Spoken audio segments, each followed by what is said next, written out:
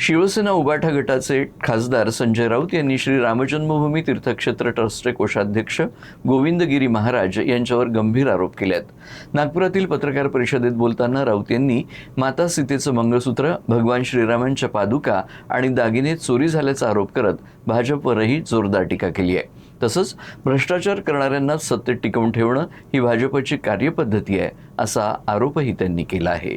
बघा, 3.5 कोटी रुपयाचा असेल किंवा 3.5 रुपयाचा असेल, प्रभू श्रीरामाचे पैसे चोरले। भरताने 14 वर्ष रामाच्या पादुका अयोध्येत सांभाळून ठेवल्या, त्या पादुका ह्यांनी चोरल्या।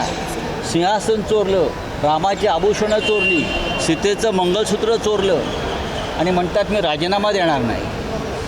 ही भारतीय जनता पक्षाची नीती आहे। दाबून भ्रष्टाचार करा आणि पृथ्वीला चिटकून राहा, मग ते धार्मिक नेते असतील